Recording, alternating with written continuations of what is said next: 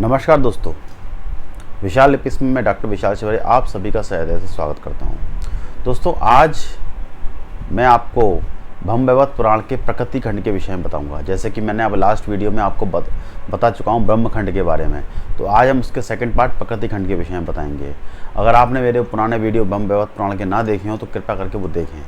हम ब्रह्मवैवर्त पुराण के प्रकृति खंड की महत्वता और प्रकृति खंड इसको क्यों कहा जाता है इसके विषय में चर्चा करेंगे। तो ब्रह्मवैवर्त पुराण में प्रकृति खंड इसको इसलिए कहता है, प्रकृति का अर्थ समझिए। प्रकृति का अर्थ होता है मतलब होता है प्रकृष्ट, और कृति मतलब होता है सृष्टि, यानी सृष्टि का प्रकट करना। एक तत्व और है, प्र मतलब सत्व, क्र मतलब रज, की मतलब तमगुण, और त्रिगुण को प्रकृति कहते हैं। ऐसा कई शास्त्रों में वर्णन मिलता है। दोस्तों, प्रकृति का अर्थ होता है ये पूरी दुनिया प्रकृति से जन्मी हुई है। पूरी दुनिया प्रकृति, चाहे वो पृथ्वी हो, चाहे आकाश हो, हर चीज़ प्रकृति है। प्रकृति अपना नेचर यानी अपना पूरे सृष्टि का संचालन एक नेचर के द्वारा हो रहा है, एक प्रकृति के द्वारा हो रहा है। तो दोस्तों, इसमें ब्रह्मवैवर्त पुराण में जो प्रकृति खंड में वर्णन है वो इसी चीज़ों पर ज़्यादा जोर किया गया है। ख़ास तौर से इस प्रकृति खंड में स्त्रियों के ऊपर ज़्यादा बातें की गई हैं, स्त्री तत्व के ऊपर ज़्यादा बातें की गई हैं।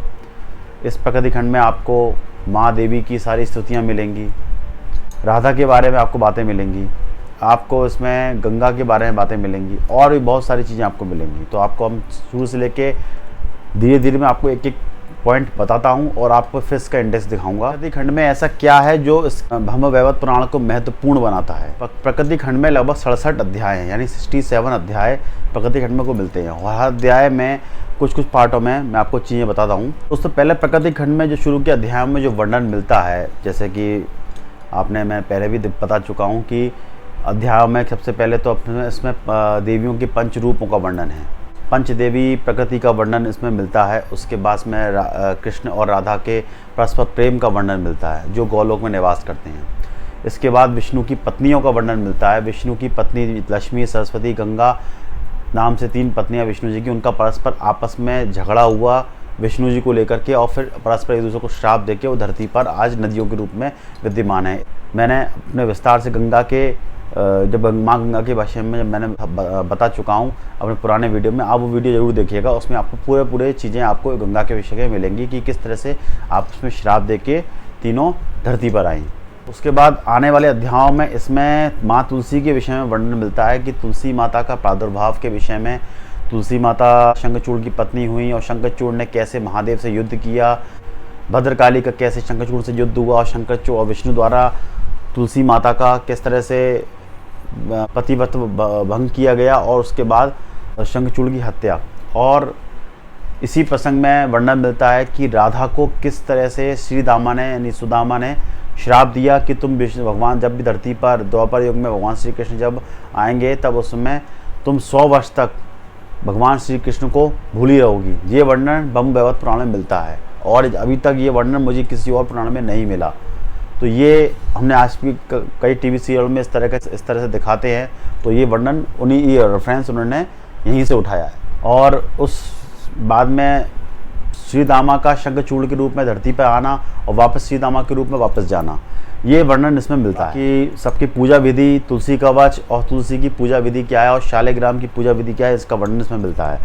इसके बाद अब और आगे जाएंगे तो अपन को इसमें नरक कुंडों का वर्णन मिलता है, स्वर्ग और पाताल का वर्णन मिलता है। दोस्तों, मैं एक चीज़ और आपको क्लियर कर देना चाहता हूँ कि जो ब्रह्मवैवर्त पुराण में सबसे इम्पोर्टेंट बात जो मिली है, और भी किसी पुराणों में ये बातें मिली हैं कि लोगों को वह कन्फ्यूज़न है कि पाताल और स्वर्ग में सबसे सुंदर क्या है।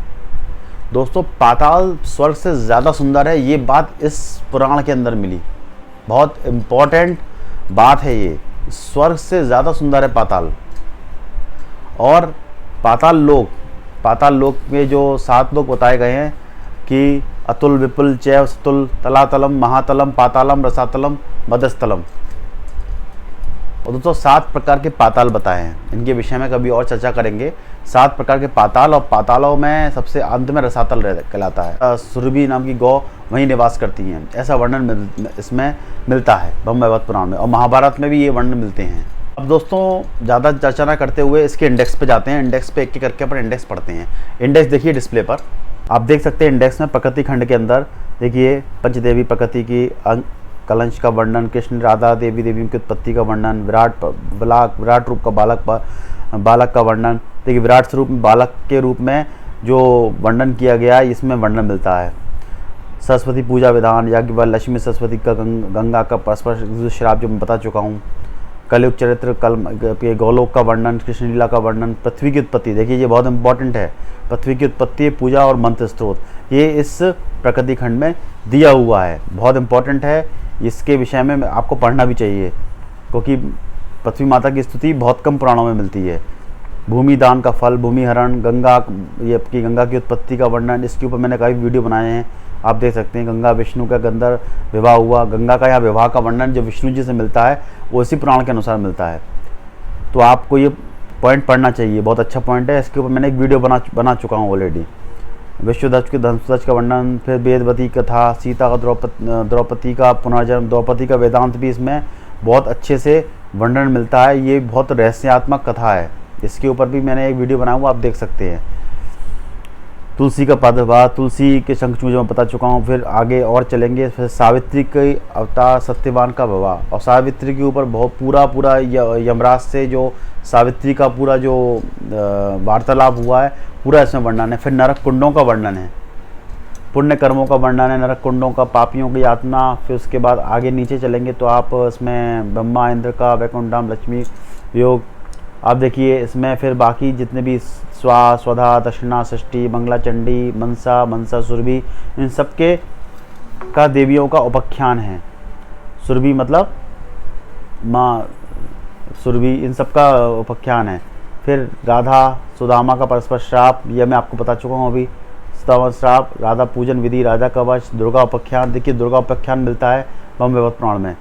आगे फिर और भी आगे बढ़ते जाएं। फिर आगे बृहस्पति, कैलाश गमन, देवों को नर्मदा तट पर आगमन,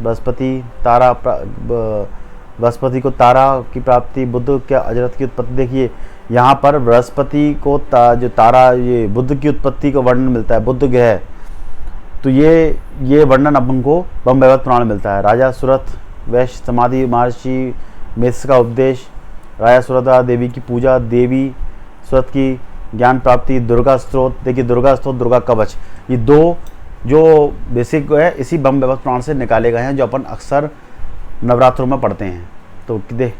तो दोस्तों देखा आपने कि कितना इम्पोर्टेंट प्रकृति खंड है, कितनी चीज़ें इस प्रकृति खंड से निकली हैं जो हमारे सामने हैं। हम लोग अक्सर नवरात्रों में भी पढ़ते हैं, पूरी चीज़ें सब इससे निकली हुई हैं। तो दोस्तों आज मैंने आपको प्रकृति खंड के भी पूरा इंडेक्स आपको दिखा दिया, आपको बता दिया प्रकृति खंड में आपको क्या क्या चीज़ें पढ़नी रहती हैं। इसके बाद अगले अध्याय में मैं गणपति खंड को लेके आऊँगा, गणपति खंड से संबंधित आपको चीज़ें बताऊँगा। तो दोस्तों आप मेरा इस चैनल पे बने रहिएगा, मैं फिर से लौटूंगा इसी मंच पर इसी समय। अब मुझे आज्ञा दीजिए, धन्यवाद।